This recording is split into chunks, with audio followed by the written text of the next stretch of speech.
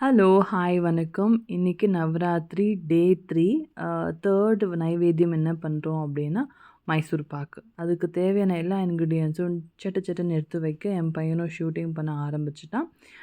இதுக்கு தேவையான இன்க்ரீடியன்ட்ஸ் ரொம்ப சிம்பிளுங்க. கடல மாவு, sugar, ghee and oil and தேவைப்பட்டால் கொஞ்சோண்டு தண்ணி. இவ்வளோ தான். இது 3 இருந்ததுன்னா மைசூர் பாக்கு பண்ணிடலாம். ஸோ ஒரு பக்கம் 1 கப் மாவுக்கு 1 1/2 கப் சுகர் எடுத்து அது கொஞ்சமாக தண்ணி ஊற்றி ஒரு கம்பி பதம் பாகு வர மட்டும் நல்லா கலக்கணும்.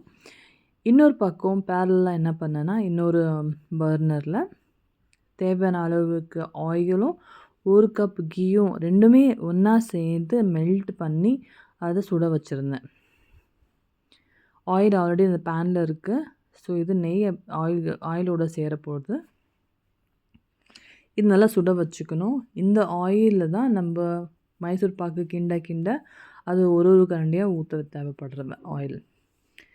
மீன்வைல் இங்கே ஒரு கம்பி பதம் வந்தாச்சு. இந்த சுகர் சிரப்பை பெரிய கண்டெய்னரில் ஷிஃப்ட் பண்ணினேன். ஏன்னா மைசூர் பாக்குக்கு பெரிய ஜாபே நல்லா கலக்கி விடுறது தான், கிண்டுறது தான். இந்த ஒரு கம்பி பதம் வந்த பிறகு இந்த பேரலில் ஆயில் நல்லா சூடாகிட்டுருக்கு. I'm so happy. அது புகை வர ஆரம்பிக்குது. இந்த சுகர் சிரப்பில் கடல மாவு கொஞ்சம் கொஞ்சமாக க்ளம்ஸே இல்லாமல் அடியும் பிடிக்காமல் நல்லா போட்டு கலக்கணும். இது கரண்டியில் இப்படி எடுத்து பார்த்தாவே தெரியும் அந்த ட்ராப்ஸ் ஒரு ஸ்டாண்டோடு விழுதா இல்லையா அப்படின்ட்டு. இதுக்கு கடல மாவு போட்டு கலக்க ஆரம்பித்தேன்.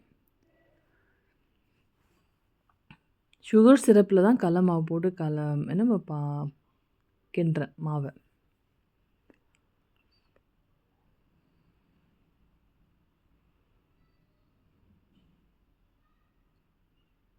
கொஞ்சம் கொஞ்சமாக போட்டு அவசரப்படாமல் சிம்மிலே வச்சு எல்லாம் பண்ணுங்கள்.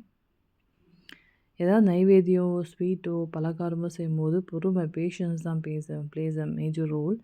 இது நல்லா மிக்ஸ் ஆகிடுச்சு சுகர் சிரப்பில்.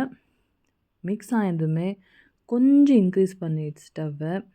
அதில் ஒரு கரண்டியாக எடுத்து கலக்கணும். அது பொறியாக வருது பாருங்கள். அதுதான் ஏர் பபிள்ஸ். மைசூர் பாக்கு கொட்டிட்டு கெட்டியான பிறகு உடச்சி பார்த்தா நடுவில் போர்ஸ் இருக்குமே, பிகாஸ் ஆஃப் திஸ் ஒன்லி. ஒரு 6 to 7 கரண்டி ஊற்ற வேண்டியதாக இருக்கும். இது நல்லா கலக்கணும். கலக்க ஒரு கரண்டியாக ஆயில் கீயும் ரெண்டுமே சேர்ந்து சூடு பட்டி வச்சுருக்குறோம்ல, அது கலக்கணும்.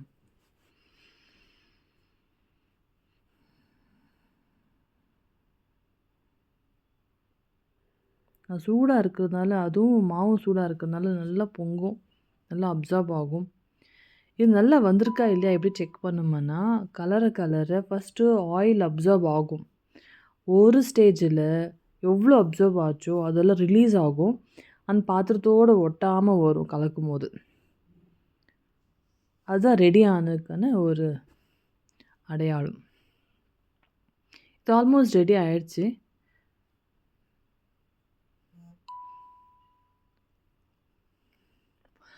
இன்னொரு சைட் பை சைடு என் பையனை ட்ரேவும் தட்டும் ரெடியாக வைப்பான் அப்படின்னு அவன் க்ரீஸ் பண்ணி ரெடியாக வச்சுருந்தான். அதில் ரெடியான மைசூர் பாக்கு கலவையை அதில் ஊற்றுறேன்.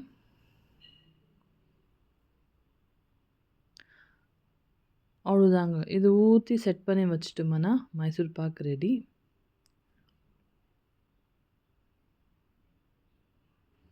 இது பயங்கரமாக சூடாக இருக்கும். ரொம்ப கேர்ஃபுல்லாக ஹேண்டில் பண்ணுங்கள். 1/2 hour கழிச்சு அதுக்கு மார்க் போட்டு லைன் போட்டு விட்டிங்கன்னா கொஞ்சம் ஷேப்பில் வரும். இது 1/2 hour கழிச்சு பண்ணுற வேலை. அதை எடுத்து கவுத்தி அந்த மைசூர் பாக்கு வெளியே எடுக்கணும். அது இன்னும் கொஞ்சம் சாஃப்டாகவே இருந்தது, சூடாக இருந்தது. இந்த வீடியோக்காக